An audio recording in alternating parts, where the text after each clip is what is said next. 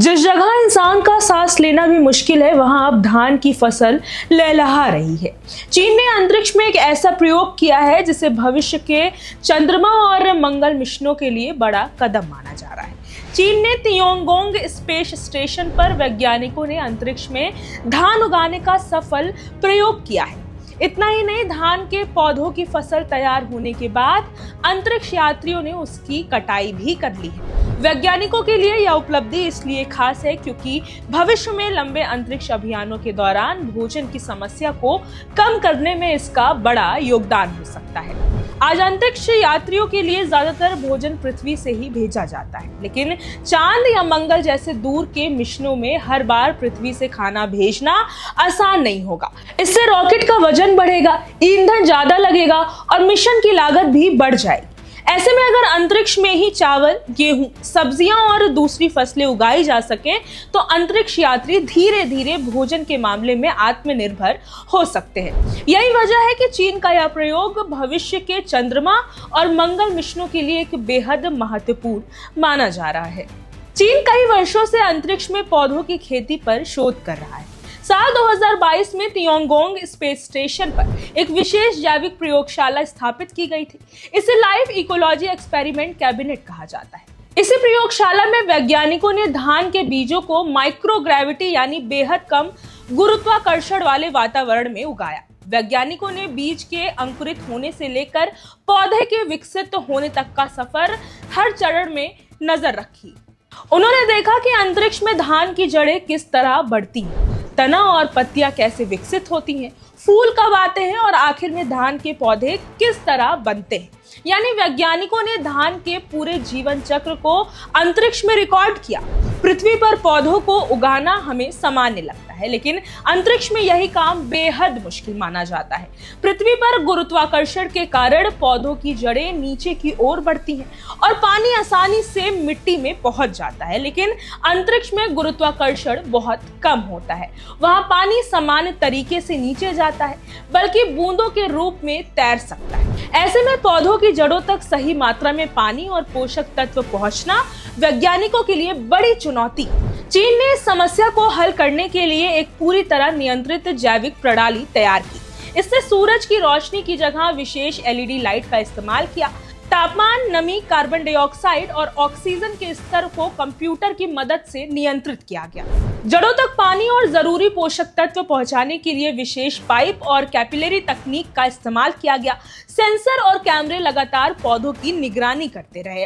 अगर पौधों में कोई छोटा सा बदलाव भी होता तो वैज्ञानिकों को तुरंत इसकी जानकारी मिल जाती थी।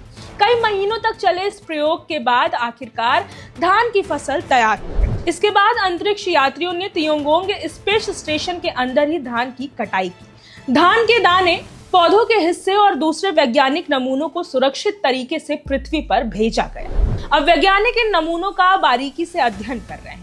उनके सामने कई महत्वपूर्ण सवाल हैं। क्या अंतरिक्ष में उगा धान पोषण के मामले में पृथ्वी पर उगे धान जैसा है?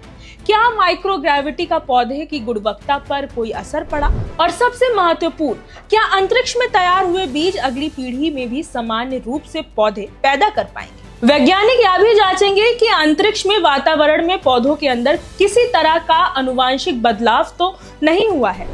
इस पूरे प्रयोग की सबसे बड़ी उम्मीद भविष्य के चंद्रमा और मंगल मिशनों से जुड़ी है। मान लीजिए कि भविष्य में इंसान मंगल पर कई महीनों या वर्षों तक रहने की कोशिश करता है। इतनी लंबी अवधि के लिए पृथ्वी से लगातार भोजन भेजना बेहद मुश्किल और महंगा होगा। लेकिन अगर मंगल या चांद पर छोटे छोटे नियंत्रित ग्रीन हाउस बनाए जा सके और वहां चावल, गेहूं, सब्जियां या दूसरी फसलें उगाई जा सके तो अंतरिक्ष यात्रियों की पृथ्वी पर निर्भरता काफी कम हो सकती है। इससे रॉकेट से ले जाने वाले भोजन का वजन कम होगा, ईंधन की बचत होगी और लंबे मिशनों की लागत भी घट सकती है। चीन अब केवल धान तक सीमित नहीं रहना चाहता है। वैज्ञानिक गेहूं, सब्जियों और दूसरे खाद्य पौधों पर भी प्रयोग कर रहे हैं। लक्ष्य ऐसी बंद जैविक प्रणाली तैयार करना है जिनमें पानी, ऑक्सीजन और कार्बन डाइऑक्साइड को ज्यादा से ज्यादा दोबारा इस्तेमाल किया जा सके। यहाँ तक कि जैविक कचरों को भी सिस्टम का हिस्सा बनाकर संसाधनों का पुनर्चक्रण करने की कोशिश की जा रही है। अगर वैज्ञानिक ऐसी प्रणाली विकसित करने में सफल हो जाते हैं तो लंबे समय तक कम संसाधनों में भोजन पैदा कर सके तो यह भविष्य के अंतरिक्ष स्टेशनों और दूसरे ग्रहों पर मानव जीवन के लिए बेहद महत्वपूर्ण साबित हो सकती है। क्या अब चांद और मंगल पर खेती संभव है? अभी यह कहना जल्दबाजी होगी कि इंसान जल्द ही चांद या मंगल पर खेत तैयार कर लेगा। अंतरिक्ष में पौधे उगा लेना और वहां लंबे समय तक बड़े पैमाने पर भोजन पैदा करना दो अलग अलग चुनौतियां हैं। फिर भी चीन का यह प्रयोग एक महत्वपूर्ण सवाल का जवाब जरूर देता है। क्या पौधे अंतरिक्ष में अपना जीवन चक्र पूरा कर सकते हैं? इसका जवाब धीरे धीरे हाँ की तरफ बढ़ रहा है। अगर आने वाले वर्षों में वैज्ञानिक धान, गेहूं, सब्जियों और दूसरी फसलों का अंतरिक्ष में कठिन वातावरण में लगातार उगाने में सफल होते हैं तो यह इंसान को पृथ्वी से बाहर लंबे समय तक रहने के लिए तैयार करने में बड़ी भूमिका निभा सकता है। हो सकता है कि आज तियोंगोंग स्पेस स्टेशन पर उगाया गया धान भविष्य में चांद या मंगल पर बनने वाली पहली मानव बस्ती के खाने की शुरुआत साबित हो। यानी अंतरिक्ष में उगाया छोटा सा पौधा भविष्य में इंसान के दूसरे ग्रहों पर बसने की बड़ी उम्मीद बन सकता है। चीन की इस उपलब्धि पर आपका क्या कुछ कहना है? कमेंट बॉक्स में जरूर बताएं।